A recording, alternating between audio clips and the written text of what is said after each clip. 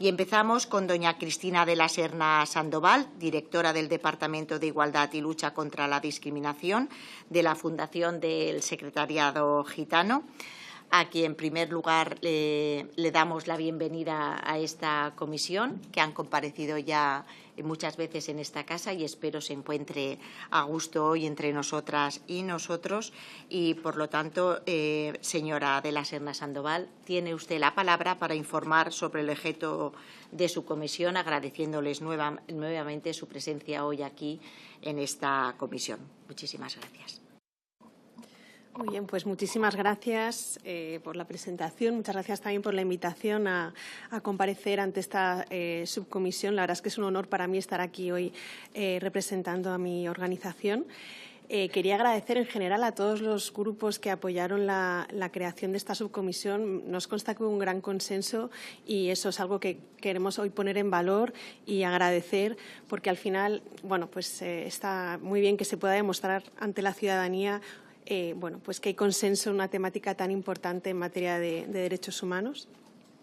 Estaba previsto que hoy compareciera nuestra directora general, Sara Jiménez, a quienes muchos conocen, puesto que estuvo sentada en el asiento de diputada en la anterior legislatura.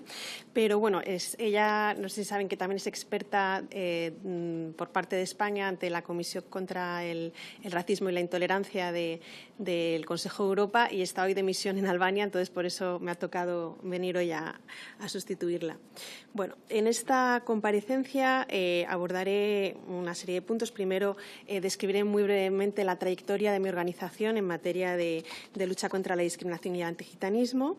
Luego me detendré sobre la temática del antigitanismo como forma específica de odio y también daré algunos cuantos datos sobre la magnitud tanto del antigitanismo como del discurso de odio antigitano.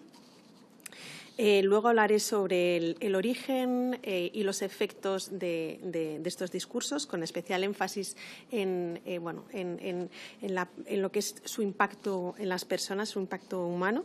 Y luego, pues finalmente haré una breve revisión de lo que entendemos que han sido los avances y en este ámbito en España, pero también los desafíos, ¿no?, que quedan por abordar, y todo ello con el fin de realizar una serie de recomendaciones de medidas que pudieran incorporarse, esperemos que en un futuro pacto de Estado contra los discursos de odio. En cuanto a mi organización, la Fundación del Secretariado Gitano, que ya conocen, es una entidad que con más de 40 años de historia, que trabaja por el progreso del pueblo gitano mediante la promoción social, su reconocimiento y la defensa de los derechos de las personas gitanas desde un enfoque intercultural. Estamos presentes en casi todo el territorio del Estado español y tenemos más de 70 sedes. Entre otros ámbitos, somos una organización referente en el abordaje de la discriminación y los delitos de odio con motivación antigitana, una labor que realizamos desde hace más de 20 años, impulsados por la Directiva Europea 2043 sobre igualdad de trato en materia racial y étnica. Y desde el año 2005 publicamos nuestros informes de discriminación y comunidad gitana anualmente, documentando todos los casos que atendemos en todo el territorio de España, ¿no? También hemos participado muy activamente en lo que es la aplicación en España de la referida directiva, colaborando en el establecimiento del Consejo para la Eliminación de la Discriminación Racial o Étnica, del que somos parte desde el año 2009, y también venimos capacitando a agentes clave en la atención a la discriminación y hemos sido muy activos en impulsar la tramitación de la Ley Integral de Igualdad de Trato, que finalmente se aprobó, como bien saben, en 2022. Para este fin, en efecto, promovimos la creación de el establecimiento de una alianza, la Alianza por la Ley de Igualdad de Trato, conformada por 14 ONGs que trabajamos a nivel estatal, también referentes en todas las formas en la lucha contra todas las formas de discriminación. Y en cuanto a nuestros programas en la actualidad en este ámbito, pues básicamente tenemos 4 programas. 3 de ellos son servicios públicos de atención a víctimas de discriminación que prestamos por convenio con la Administración. El primero de ellos sería el Servicio de Asistencia a Víctimas y Orientación del Consejo para la Eliminación de la Discriminación Racial o Étnica, que coordinamos en la Fundación y que prestamos con otras 7 organizaciones. Luego estaría el servicio Igualate, que prestamos por convenio con la Generalitat de la Comunidad Valenciana, que es un recurso para todas las formas de discriminación, no solo racismo, y bueno, pues que está conformado por un equipo multidisciplinar. Y también tenemos el Servicio de Atención frente al Racismo y la Xenofobia de Navarra, que también prestamos por convenio con la Administración Autonómica. Y finalmente tenemos este programa que sí que es nuestro, de nuestra organización, el programa Igual Trato por la no discriminación de las personas gitanas, que pusimos en marcha muy recientemente, en 2024, con financiación del Fondo Social Europeo, y es un programa que nos ha permitido incorporar en nuestros equipos a 11 juristas gitanos y gitanas, todos ellos especializados en el abordaje del antigitanismo. También tenemos una metodología de trabajo de lo que llamamos el litigio estratégico, gracias al cual entablamos acciones judiciales en casos emblemáticos de discriminación y antigitanismo, incluidos también varios casos de discurso de odio. En este ámbito hemos logrado 2 sentencias condenatorias por discurso de odio en Internet y estamos ahora justo pendientes de que se celebren otros 2 juicios que esperamos que culminen con sentencias condenatorias también. En materia de discurso de odio también pues monitoreamos este discurso en todas las plataformas de Internet. De hecho, tenemos un estatus, el de Trusted Flagger, en el marco del Código de Conducta de la Unión Europea. Y ahora estamos tramitando la obtención del estatus de lo siguiente, que es el sistema que crea la Ley de Servicios Digitales, que es un estatus que se llama Monitoring Reporter, y también estamos pues en trámites de conseguirlo. Hemos elaborado varias publicaciones, una guía específica sobre discurso de odio. También tenemos un estudio sobre el que me detendré más adelante, que hicimos en el contexto de la pandemia, pero que nos permitió sacar conclusiones importantes. En el marco de este trabajo también firmamos el Pacto Social contra los Discursos de Odio, como muchas otras entidades que han comparecido aquí. Y, con ese pacto pretendíamos la aprobación de un pacto de Estado, que entendemos que es el siguiente paso, ¿no?, a la vista de la creación de esta subcomisión, ¿no? Sobre el antigitanismo, como forma específica de odio, nosotros utilizamos la definición más ampliamente pues compartida por la comunidad internacional, que es la que acuñó en su día en la Comisión Europea contra el Racismo y la Intolerancia, y que lo define de esta manera. El antigitanismo es una forma específica de racismo, una ideología basada en la superioridad racial, una forma de deshumanización y de racismo institucional alimentado por una discriminación histórica que se manifiesta, entre otras cosas, por la violencia, el discurso del miedo, la explotación y la discriminación en su forma más flagrante. El antigitanismo, como ya saben, se incorporó en 2022 también en el Código Penal español, tanto en el artículo relativo a las circunstancias que pueden agravar la responsabilidad penal por motivaciones discriminatorias, como en el artículo 510, que, como saben, es el relativo a los discursos de odio. Esta reforma fue posible gracias al impulso de los 3 diputados gitanos que había entonces. Hay que reconocerles a Sara Jiménez, por supuesto, pero también a Ismael Cortés y a Beatriz Carrillo. Y en este punto déjenme que me lamente, por cierto, de que en la legislatura actual no contemos con ni un solo representante gitano o gitana, ¿no? Lo cual no solo deja sin representación a entre 1 millón y 1.300.000 personas gitanas que, según los datos más recientes del informe de FOESA, viven en España, sino que además genera una pérdida en el impulso de iniciativas legislativas para erradicar la discriminación y los delitos de odio, ¿no? Lo cual, pues este año que se cumplen los 600 años de la llegada del pueblo gitano a España, pues la verdad es que es algo digno de lamentar. En cuanto a la magnitud de esta forma específica de racismo, por dar algunos datos, comentar que en el último Eurobarómetro sobre discriminación de la Unión Europea, publicado en 2023, revela que el antigitanismo es la forma más extendida de discriminación tanto en España como en Europa. Por otro lado, los datos de la segunda encuesta de la Unión Europea sobre minorías y discriminación son bastante concluyentes. De hecho, se vio que el 51% de las personas gitanas que se habían encuestado en España habían afirmado sufrir discriminación en los últimos 5 años frente a la media del 41% en el resto de los 9 países europeos analizados. O sea, 51% frente a 41% nos sitúa en un lugar peor, ¿no?, que en el resto de Europa. Y el 35% frente al 26% de la media europea afirmó que se les había discriminado en el último año, lo cual de alguna manera demuestra la asiduidad de la discriminación contra las personas gitanas. Estos datos de incidentes de odio y de discriminación contra las personas gitanas se pueden poner totalmente en relación con los datos disponibles en cuanto a la magnitud del discurso de odio antigitano. Esto yo creo que se ha puesto muchas veces sobre la mesa, la relación entre los discursos de odio y la discriminación, digamos, que se ejerce directamente sobre las personas. En efecto, según los datos del último ciclo de seguimiento del Código de Conducta contra el discurso de odio en línea publicado por la Comisión Europea, el discurso de odio antigitano es el más frecuentemente reportado entre todos los mensajes de odio registrados contra todos los colectivos minoritarios, ¿no? Así, del total de los mensajes de odio identificados, hasta un 16,8%, casi 17% de los mensajes eran por antigitanismo, seguidos por la xenofobia, que eran un 16,3%, y los mensajes con motivo de la orientación sexual de las personas, que eran un 15,5% del total. En cuanto al origen y a los efectos de estos discursos, como les decía, hace unos años, durante la pandemia, publicamos un estudio que llevaba como título Discurso de odio antigitano y crisis de la COVID-19, y ahí pudimos realizar un análisis cualitativo de los episodios de discurso de odio antigitano surgidos a raíz de la pandemia, lo que nos permitió sacar conclusiones sobre cómo se gestan, cómo se difunden y qué impacto tienen en las personas gitanas. Fue como un laboratorio para investigar, ¿no? Y en cuanto al origen de estos discursos, vimos que la mayoría de los mensajes de odio, digamos, extremo contra los gitanos partían primero de un mal tratamiento informativo de los medios de comunicación o de declaraciones irresponsables de representantes políticos, ¿no? Entonces, de alguna manera, creo que es importante también poner en relación esto, ¿no? Hay mensajes, hay expresiones que a lo mejor no son consideradas discurso de odio desde el punto de vista penal, pero que al final fomentan este tipo de mensajes. Luego, en cuanto a la forma de propagación, pues, bueno, además de redes sociales, por supuesto, de comentarios en noticias de medios de comunicación, vimos que una forma muy habitual de propagar estos discursos eran bulos que se transmitían a través de audios que se difundían por WhatsApp, lo cual se viralizaba muy rápido y también es una vía de difusión muy importante de discurso de odio, ¿no?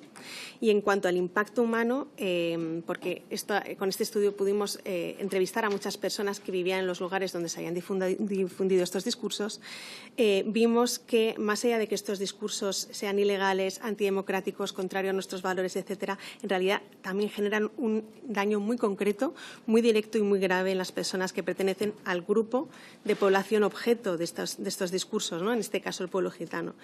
En esas entrevistas vimos el alcance de este impacto: miedo, señalamiento público, efecto de chivo expiatorio, estrés, daño en la dignidad, trauma en la infancia, deshumanización, discriminación en el acceso a bienes y servicios, hipervigilancia de mujeres gitanas, aislamiento. Y esto es importante tenerlo en cuenta porque al final es importante ver cuál es el impacto real y directo de estos discursos, ¿no? En cuanto a la situación actual en este ámbito, la verdad es que desde nuestra organización reconocemos que ha habido unos grandes, que las autoridades españolas han realizado unos esfuerzos muy grandes, sobre todo desde el año 2015, que se reformó el Código Penal, en todo lo que tiene que ver, bueno, pues la respuesta frente a estos discursos de odio, ¿no? La existencia de las fiscalías especializadas, por supuesto, ¿no? Pero también los grupos EVO de la Policía y REDO de la Guardia Civil. Todos estos avances es cierto que han posicionado a nuestro país en la vanguardia de lo que es la lucha contra los delitos de odio, ¿no? Y también en esto hay que reconocer el papel muy importante de la conocen, yo creo que también ha comparecido aquí en lo que es la Oficina Nacional contra los Delitos de Odio del Ministerio del Interior, ¿no? Gracias a todos estos avances, además, estamos logrando sentencias condenatorias en discurso de odio, cosa que hace 10 años era prácticamente impensable, ¿no? Sin embargo, vemos que todavía hay carencias en algunos ámbitos. Por ejemplo, en el ámbito judicial vemos que todavía falta capacitar suficientemente a los jueces y magistrados, porque hay veces que no condenan o no aplican el Código Penal en discursos que claramente deberían merecer este reproche conforme al artículo 510 del Código Penal, ¿no? Y también hay que recalcar que la respuesta no puede ser meramente penal. También necesitamos que las plataformas de Internet retiren el contenido de odio, tal y como estipula la Ley de Servicios Digitales, ¿no? Porque vemos que lamentablemente no se está cumpliendo. Ya yendo más hacia las recomendaciones, que me queda poco tiempo, en primer lugar, yo creo que es importante que con este Pacto de Estado logremos una aplicación efectiva de la Ley de Servicios Digitales que comentaba, tanto por parte de las autoridades como por parte de las plataformas de Internet, en ámbitos tan importantes como la retirada de mensajes de odio, la transparencia de los algoritmos, porque muchas veces los algoritmos potencian la difusión de estos discursos de odio frente a la imagen real de los colectivos, ¿no? También en el ámbito de la desinformación y de la identificación de los usuarios de las redes sociales, ¿no?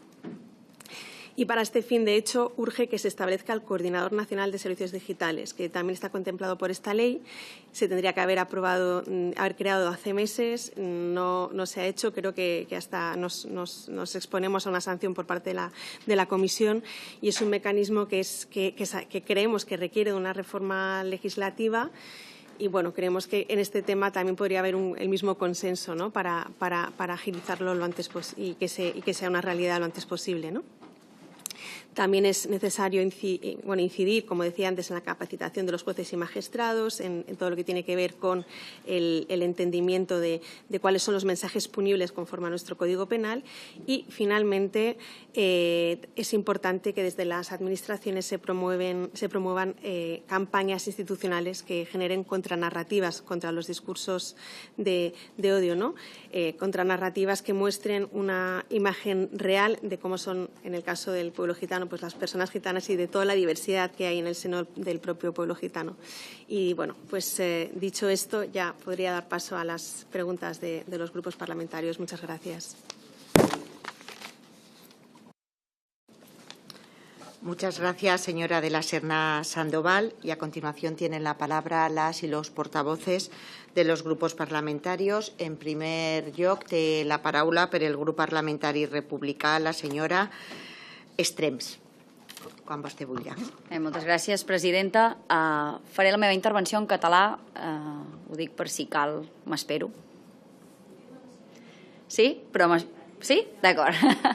Molt bé, moltes gràcies, presidenta. Jo primer vull començar la meva intervenció fent una reflexió, a tall també de la reflexió de la presidenta. No puc estar més d'acord amb les paraules que ha dit a l'inici d'aquesta compareixença. Em sembla absolutament repugnant que servidors públics facin segons quines declaracions, i no declaracions, sinó pràctiques, mercadejant amb persones, i per tant també volia deixar clar que, com dic, em sembla absolutament repugnant i hem de mirar que això no passi mai més. Dit això, moltes gràcies per la seva compareixença. Funciona? No funciona. Sí? Bé, moltes gràcies per la seva compareixença, benvinguda.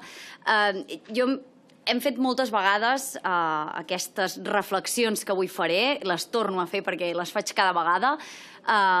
Evidentment, Esquerra Republicana està absolutament alineada amb les demandes que pot tenir el col·lectiu que vostè representa i qualsevol dels altres que es veuen discriminats pel simple fet de ser diferents o pel simplement d'estar agrupats en un col·lectiu X, és igual. Qualsevol que sigui diferent per qualsevol motiu, raça, religió, ètnia, costums, tradicions, inclús pensament polític, pot ser o és discriminat i perseguit en diferents circumstàncies, i crec que n'hem parlat moltes vegades, però és que és l'ordre del dia de la normalitat del nostre temps, que les xarxes socials amplifiquen totes aquestes qüestions. Ha parlat la compareixent d'algoritmes, de normes, de la llei. Jo no sé si arribar a un pacte d'estat o un pacte polític, digui-li com vulgui, nosaltres els pactes d'estat ens agraden massa, però bueno, en tot cas un pacte polític contra els discursos d'odi, evidentment nosaltres hi serem, però jo no tinc clar que aquest tipus de pacte, aquests tipus de cordons sanitaris, aquests tipus de declaracions públiques ens estiguin fent un bé real, i m'explico. avui en dia, com deia, està de moda anar en contra del vulnerable, està de moda anar en contra del que té menys, està de moda enfrontar el pobre contra el més pobre, no? O el vulnerable contra el més vulnerable. I aquest discurs està absolutament implantat. Al mes de gener, Mark Zuckerberg va treure el seu control de discursos d'odi i va dir públicament que era perquè Trump havia guanyat les eleccions. I això és una moda que està imposada a tot arreu, i en aquesta cambra ho veiem cada setmana.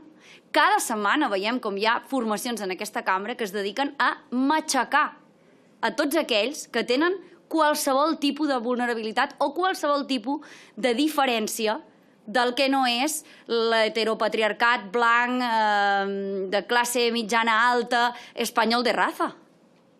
I jo tinc dubtes, realment, de quina ha de ser l'actuació dels partits que estem alineats amb la seva causa i amb la de tots els altres, o la majoria que han passat per aquí, que és que realment amb un pacte d'estat o amb un pacte polític ho solucionarem, o quina és l'actitud que hem de prendre els parlamentaris que realment estem compromesos amb aquesta causa, no? Perquè a vegades també ens plantegem, i perdoni que és molt reflexiu, però crec que són espais que ens hem de donar també per la reflexió, i crec que aquesta reflexió està bé que sigui pública i que tothom entengui que moltes vegades també ens plantegem com ho hem d'afrontar, perquè ho hem provat tot. Hem provat d'ignorar-los, no ha servit per res. Hem provat de confrontar-los. Tinc la sensació que els fa més grans. I, per tant, a mi em preocupa, de veritat, quina és l'actitud que hem de prendre les esquerres dels diferents països que conformen l'Estat per combatre això i perquè realment puguem acabar amb aquesta qüestió. Dit això, i parlant de xarxes, el que dic sempre, les xarxes són un lloc molt xungo, és cert. Hi ha llocs molt xungos a les xarxes i els algoritmes premien aquests llocs. Però també hi ha espais segurs. I crec i insisteixo, com a cada vegada que tinc ocasió de venir, que les administracions públiques hem de recolzar aquests espais segurs. I hem de fer que aquests espais segurs sobresurtin de tots aquests espais xungos que no estan finançats per les administracions públiques, però estan molt ben finançats i molt orquestradament ben finançats. I, per tant, nosaltres, els que tenim la responsabilitat d'ajudar la gent, de no fer que la gent pateixi més del que està patint i de no deixar que segons qui pugui tenir més poder del que té perquè encara faci patir més a la gent, diferent de la seva, tenim l'obligació d'invertir diners en què aquests espais segurs siguin majoritaris o, com a mínim, es vegin molt més que tots aquells espais que es dediquen a repartir odi a cada segon del seu contingut. Dit això, com he comentat abans quan he arribat, he de sortir, tinc una reunió, torno en una estona, però recuperaré el vídeo perquè realment crec que ens hem d'unir molt en això, perquè si no, no ens en sortirem en contra de tota aquesta onada reaccionària que sembla que ens està passant per sobre. Moltes gràcies. Moltes gràcies, senyora Estrem. Per el Grupo Parlamentari Plurinacional Sumar, té la paraula la señora Gilde Reboleños. Gracias, presidenta. Buenas tardes. Gracias, señora Serna, por su presencia hoy aquí en esta subcomisión y por su trabajo constante en la Fundación del Secretariado Gitano, que viene desarrollando desde hace décadas con el pueblo gitano. Ya sabe usted que vivimos unos momentos en una alarmante situación en la que los discursos racistas han salido de los márgenes para instalarse con toda normalidad en nuestra sociedad y también, por desgracia, en nuestras instituciones. Lo vemos con mucha rabia en este Congreso, día a día, donde se denigra a comunidades enteras o se banaliza la discriminación histórica que han sufrido los pueblos racializados. Es uno de los motivos por los que esta subcomisión es más necesaria que nunca y tenemos la responsabilidad no solo de escuchar y diagnosticar, sino de analizar qué medidas podremos poner en marcha para prevenir, sancionar y reparar esta situación. En este contexto, la situación del pueblo gitano en España sigue siendo un termómetro claro de nuestras carencias democráticas, en el trato que se le da al pueblo gitano. A pesar de los avances logrados, en Sumar somos conscientes de que persiste una gran discriminación sistemática en el acceso a la vivienda, a la educación, al empleo o a la salud. Y los discursos de odio son precisamente los que ayudan a legitimar esa exclusión. Las palabras importan, lo hemos repetido aquí en muchísimas ocasiones, cuando se permite que se hable del pueblo gitano en términos de delincuencia, de marginalidad o de rechazo cultural. Se está abonando un terreno para que se perpetúen situaciones de desigualdad. Queremos agradecerle de nuevo el enfoque integral de su labor, de la labor que realizan, que aborda el racismo no solo desde la denuncia, sino también desde la pedagogía, el acompañamiento y la defensa de los derechos. Y en este sentido nos interesa conocer en profundidad pues su visión sobre el papel que pueden jugar las instituciones públicas para erradicar de verdad la discriminación racial y técnica. Paso directamente a hacerle un par de preguntas porque realmente hay poco, está todo blanco sobre negro, hay poco que verbalizar más sobre la situación que tiene el pueblo gitano en España, y realmente sí apoyo muchísimo que, igual que reivindicamos la presencia de mujeres en instituciones públicas, en consejos de administración, con la ley de paridad, se echa muchísimo de menos que haya más mujeres gitanas en puestos de responsabilidad donde puedan también luchar por los derechos del pueblo gitano. Queríamos, en primer lugar, preguntarle qué medidas considera imprescindibles para que la lucha contra el antigitanismo deje de ser simbólica y se traduzca en políticas públicas transformadoras, especialmente en los ámbitos de la educación y la vivienda. Aquí sabe que desde Sumar hemos organizado e impulsado muchísimos de los actos del 8 de abril y hemos visibilizado al pueblo gitano en todo lo que hemos podido, pero sabemos que es insuficiente y queremos que usted nos dé pauta sobre cuáles son quizás esas medidas más urgentes que debemos de poner en marcha. Y, por otro lado, me interesa saber qué papel juegan las mujeres gitanas en la lucha contra el racismo y cómo podemos asegurar que las políticas públicas incorporen una perspectiva interseccional que no invisibilice su doble discriminación. Muchísimas gracias. Muchas gracias, señora Gil de Reboleños. Por el Grupo Parlamentario Vox tiene la palabra la señora Romero Vilches. Muchas gracias, señora presidenta. Señora de la Serna, nos ha dicho usted, bueno, sea bienvenida. Nos ha dicho usted que no hay aquí ahora ningún diputado gitano en esta legislatura. Yo quería preguntarle si a usted le ha dicho a alguien que aquí cuando llega un diputado se le pregunta por esta cuestión, porque además creo que es ilegal. ¿Usted puede asegurar que yo no soy gitana? Bueno, pues como le decía, le doy la bienvenida a esta comisión, pero lo primero que tengo que decirle es que el tema del supuesto antigitanismo de la sociedad española ya fue muy debatido aquí ampliamente durante muchos meses en una subcomisión que supongo que usted recordará. En ese debate ya dejamos claro con muchos argumentos que para Vox la sociedad española no es racista, ni lo ha sido nunca.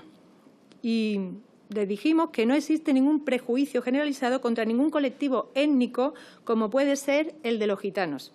En cambio, le tengo que decir que toda esta campaña que se ha iniciado contra los supuestos discursos de odio en general es una verdadera cortina de humo que pretende distraernos de los gravísimos retos que como sociedad tenemos por delante, que son el envejecimiento de la población, el paro estructural, la convivencia en nuestros barrios, las viviendas, la corrupción socialista, valga la redundancia.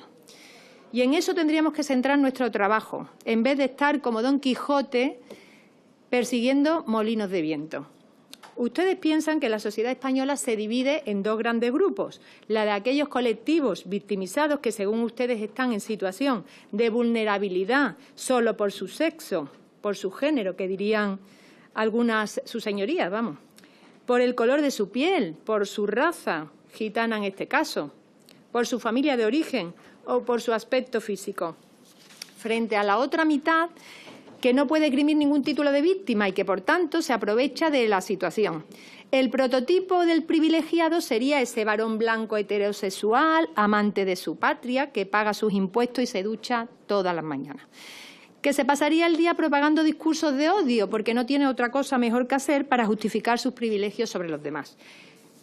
Pues permítame, señora de la Serna, decirle que ese diagnóstico no solamente es falso, sino que además es ridículo en la España de 2025, donde hace ya casi 50 años que está en vigor el artículo 14 de la Constitución, que hace iguales ante la ley a todos los españoles, a los varones, a las mujeres, a los payos, a los gordos, a los payos, a los gitanos, a los flacos y a los gordos.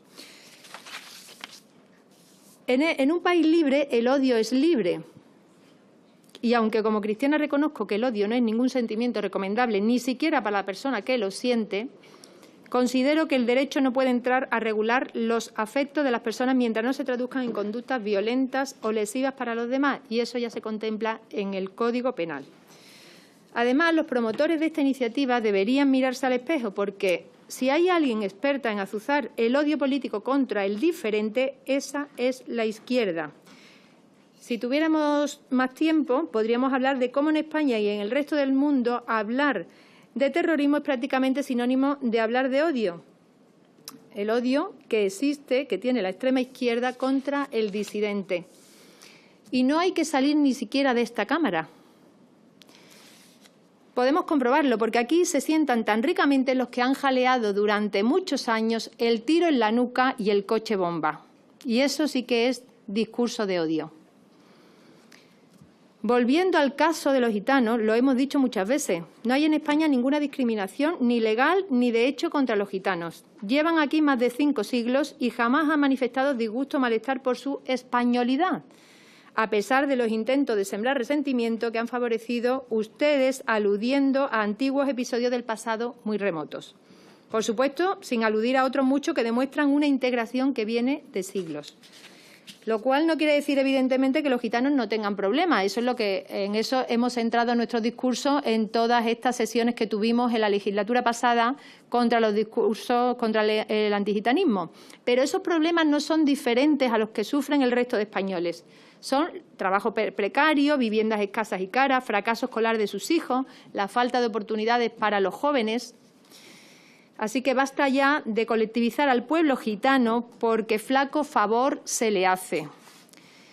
Hay que dejar de victimizarlo y tratarlos como ciudadanos libres y adultos que son capaces de llevar su vida en libertad y sin tutela del Gobierno, al igual que el resto de los españoles. Muchas gracias.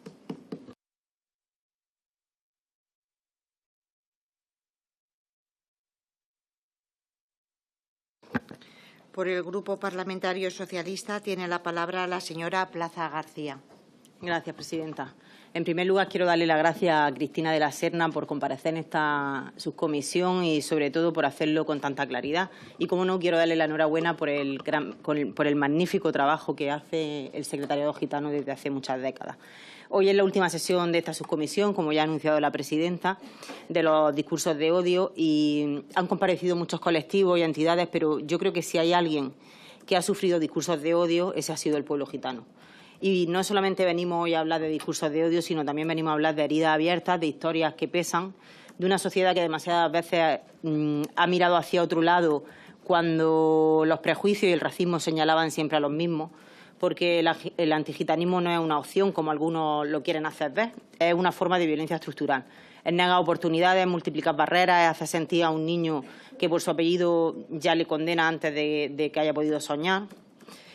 En definitiva, lo triste es que, por ejemplo, una mujer gitana pues sigue teniendo que justificar que es médica, o un joven gitano tiene que explicar que no ha robado nada. Una niña gitana aún escuchan que su futuro no importa. Acaba de decir que son adultos, serán los que sean, ¿no? Porque hay niños y niñas gitanas, lógicamente.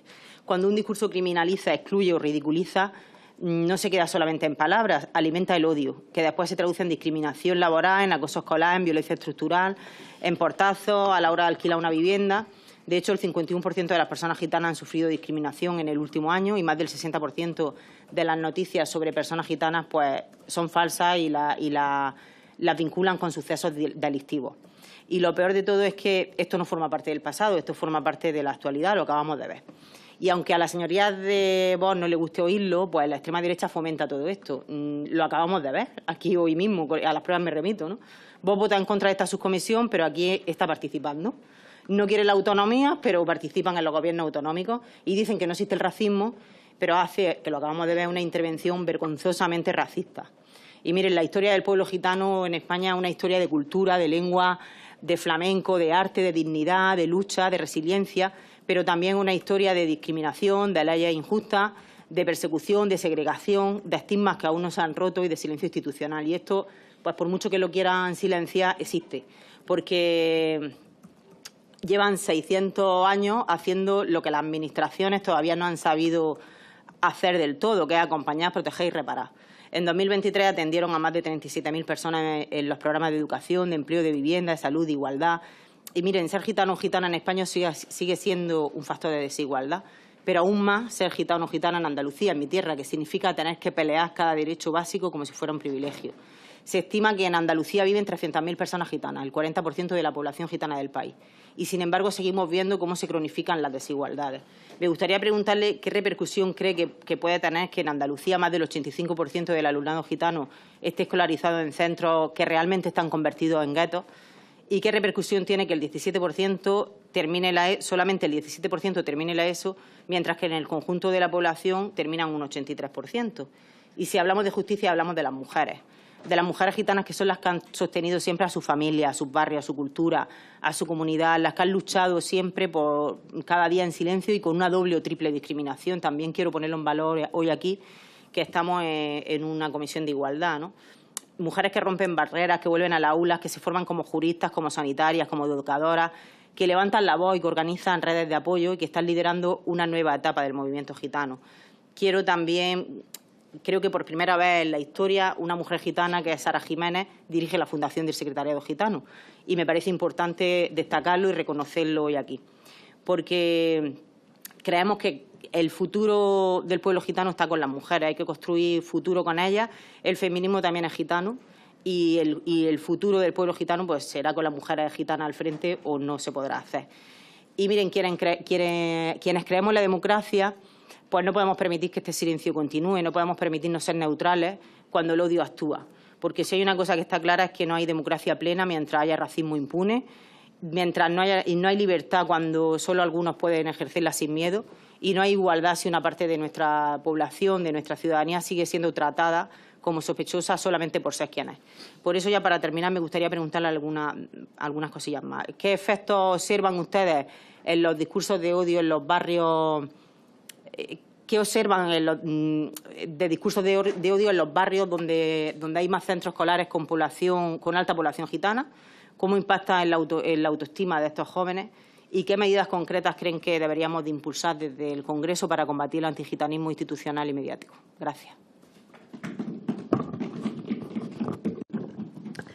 Gracias, señora Plaza García. Por el Grupo Parlamentario Popular tiene la palabra la señora Verano Domínguez.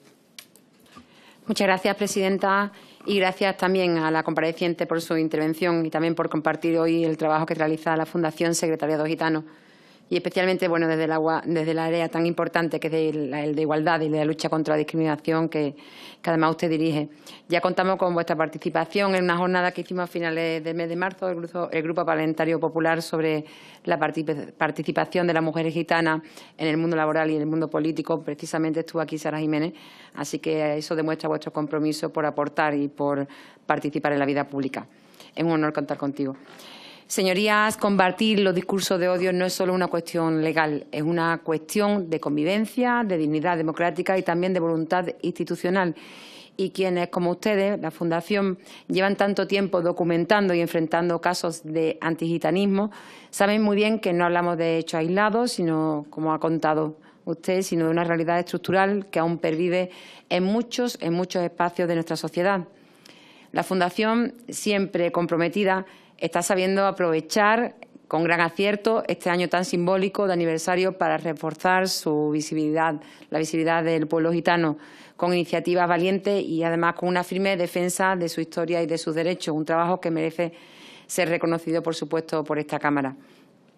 Porque visibilizar también es educar, es desmontar prejuicios que siguen enquistados en nuestra sociedad, es explicar desde el respeto lo que muchas veces se ha silenciado o se ha tergiversado. Y ahí es el trabajo de entidades como la Fundación, que no es solo valioso, sino también es imprescindible. en los centros educativos, en los barrios, en los medios de comunicación. Cada acción suma para ello.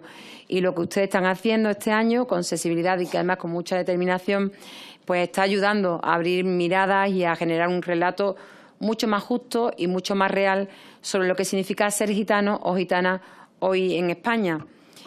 Desde el Grupo Popular queremos reconocer esa labor porque sabemos que no siempre ha sido fácil y que muchas veces pues han tenido que sostener proyectos, equipos o intervenciones sin el respaldo institucional suficiente. De hecho, en su propio balance anual ustedes han señalado con claridad pues, que existen importantes dificultades, que los procedimientos son complejos, que las convocatorias llegan tarde y que no siempre pues, atienden con la agilidad que se necesita la situación en ese momento. Todo eso inevitablemente pues, impacta en la capacidad real de respuesta ante situaciones de discriminación.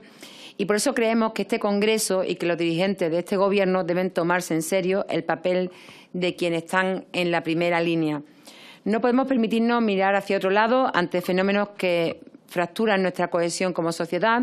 El discurso de odio no es solo una amenaza para las víctimas que lo sufren, es también una amenaza para los principios de igualdad y de respeto en los que se basa nuestra democracia.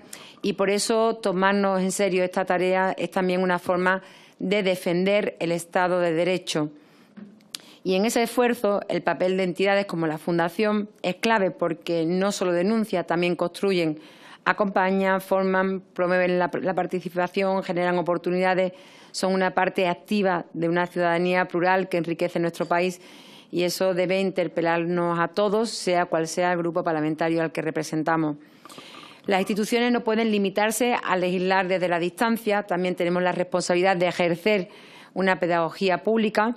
Frente al odio necesitamos ejemplos, necesitamos referencias y una narrativa firme que defienda el respeto, la pluralidad y, por supuesto, la convivencia entre todos. Esa es una tarea compartida, la de los poderes públicos por una parte, sí, pero también la del tejido social que articula el día a día de nuestra democracia. Y ahí, insisto, vuestro papel es completamente fundamental.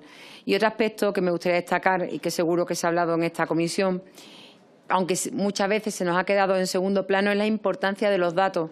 Usted ha hablado de casos que habéis dejado recogidos, pero sabemos que muchas víctimas no denuncian, que el infradiagnóstico es alto, bastante alto, y que el miedo o la desconfianza institucional pues sigue presente.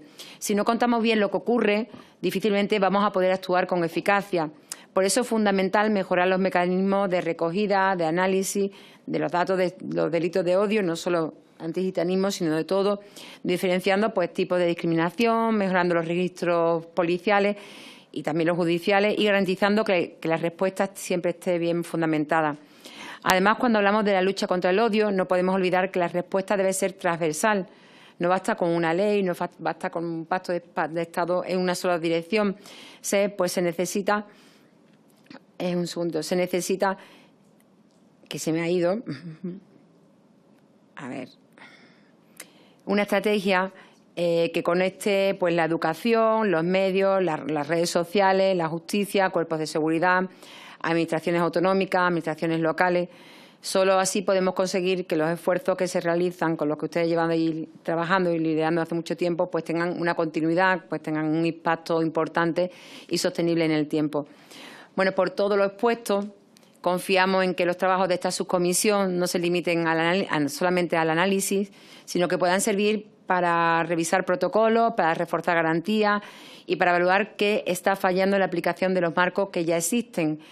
Que este aniversario que tenéis este año no se quede solo en algo simbólico, sino que sirva de impulso para construir una sociedad más igualitaria, más justa y más libre de odio. Y al igual que han hecho el resto de mis compañeros de grupo, le voy a hacer una pregunta que es prácticamente parecida. Desde su experiencia, pues, ¿qué elementos considera imprescindibles para que las políticas contra los discursos de odio pasen de la teoría a la práctica y tengan un impacto real en la sociedad que tenemos hoy en día? Nada más y muchísimas gracias de nuevo por estar hoy aquí. Gracias, señora Verano Domínguez. Y a continuación, para dar respuesta a las cuestiones planteadas por las y los portavoces, tiene la palabra nuevamente la señora de la Serna Sandoval. Muy bien, muchísimas gracias a todo el mundo por las preguntas y por el apoyo a nuestra labor. La verdad es que significa muchísimo. Es muy interesante la pregunta que planteaba la diputada de Esquerra Republicana sobre hasta qué punto es necesario un pacto de Estado, si esto sería eficaz. Obviamente, combatir esta problemática requiere estrategias que vayan en distintos ámbitos, ¿no? Pero lo que desde la sociedad civil sí que queríamos lanzar, que es porque esta propuesta del Pacto de Estado es una propuesta que viene de la sociedad civil, y lo que pretendíamos al final era que hubiese un mensaje claro, que se lanzara un mensaje claro a la ciudadanía de cuáles son las líneas rojas, de hasta qué punto la mayoría democrática de nuestro país está en contra de estas ideologías contrarias a los derechos humanos, ¿no? Entonces, aunque solo sea por lanzar ese mensaje a la ciudadanía, donde ya se ha banalizado tanto, y se ha dicho aquí también, ¿no? Donde tanto se banalizan estos discursos, pues ya tendría un valor muy importante. Y más, sobre todo, si va en la línea de lo que ya he oído aquí, ¿no? En la línea de buscar aquellas medidas eficaces, oportunas, que vayan a tener un impacto real en la erradicación de estos discursos, ¿no? Se me ha preguntado sobre otras, más en concreto sobre medidas efectivas en la lucha contra el antigitanismo, contra la discriminación, no solo los discursos de odio. Y aquí yo creo que hay que trabajar, por supuesto, en el ámbito de los discursos de odio, ya lo he dicho, ¿no? Todas las medidas, también de los delitos de odio. Yo creo que es un ámbito en el que estamos avanzando mucho y muy bien, pero quizás queda más por hacer en el ámbito más administrativo, más de la discriminación del día a día, porque los incidentes más graves ocurren. Los delitos de odio ocurren, el discurso de odio está, por supuesto, en las redes sociales, pero lo que le ocurren más habitualmente a las personas gitanas son discriminaciones que no constituyen delito, pero que sí que deberían tener una respuesta en nuestro ordenamiento jurídico, ¿no? Para eso se aprobó la Ley Integral de Igualdad de Trato hace 2 años, pero tengo que lamentarme de que 3 años casi después de su aprobación no se haya aplicado apenas ninguna sanción, desde luego ninguna en casos de antigitanismo, y hemos denunciado muchísimos en la aplicación de la ley, pero no se está aplicando, ¿no? Esto tiene que ver con la falta de establecimiento de la Autoridad Independiente para la Igualdad de Trato, que por fin, ya lo saben bien, se acaba de nombrar. De hecho, va a tomar posesión la semana que viene. Eso nos llena de esperanza, pero digamos que es un ámbito en el que vemos que todavía queda mucho por hacer, ¿no? Porque no se está aplicando esa ley, ¿no? Pero luego es verdad que lo que son los incidentes discriminatorios concretos, ¿no? O que se puedan individualizar en personas, tienen que ponerse en un contexto que también se ha explicado muy bien aquí, de lo que es la discriminación estructural, ¿no? De la desigualdad de oportunidades en ámbitos absolutamente claves y prioritarios para lo que es el ejercicio de derechos humanos, como la educación y la vivienda, ¿no? O también la cuestión de las mujeres gitanas, ¿no?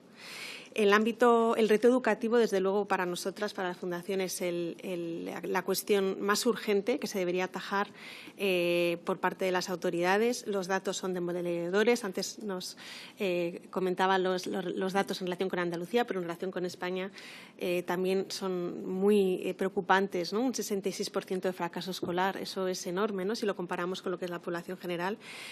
Son brechas educativas que además sabemos que luego de alguna manera condenan a las personas a no poder prosperar, a no poder tener una vida digna, a no poder tener un empleo, etcétera, ¿no? Entonces, para nosotros la lucha contra la discriminación tiene que estar acompañada de políticas públicas que realmente promuevan la igualdad de oportunidades, empezando desde luego en el ámbito educativo, donde se deberían generar programas de apoyo educativo o un plan de choque contra el fracaso escolar que se pueda basar a lo mejor en nuestra experiencia, porque nuestros programas de apoyo educativo tienen una tasa de éxito de más del 90%, ¿no? De gente que pasa por nuestros programas y titulan la ESO, ¿no? Pues bueno, nuestro sueño sería que esos programas se convirtieran en políticas públicas y llegaran a la totalidad del alumnado gitano, ¿no? Luego también en el ámbito de la vivienda les voy a dar un dato, y es que en los asentamientos chabolistas y de infravivienda de nuestro país las personas que allí viven, el 92% pertenecen a minorías étnico-raciales. Eso no es una casualidad, eso es fruto de una discriminación estructural. Por cierto, el 77% del total son gitanas, o sea que realmente se ve hasta qué punto el ser gitano te marca o te hace que te veas en situaciones de vulneración de derechos extremas. Y ahí la verdad es que a nosotros se nos cae un poco la cara de vergüenza de decir, pero bueno, ¿cómo es posible que en una de las principales economías mundiales exista todavía el chabolismo cuando hay fondos? Ha habido recursos, ha habido fondos dirigidos de la Unión Europea, del Fondo Social, de los distintos fondos europeos que se deberían estar invirtiendo para que no haya una sola chabola en nuestro país, ¿no? Yo creo que hay que también es otro ámbito prioritario en el que deberíamos poner todos los esfuerzos, ¿no? Y la cuestión de las mujeres gitanas, ya bueno, lo han comentado las diputadas tanto de Sumar como del Grupo Socialista. También se refería a esta cuestión la diputada del Partido Popular. Efectivamente, hay una discriminación interseccional que se agrava por el hecho de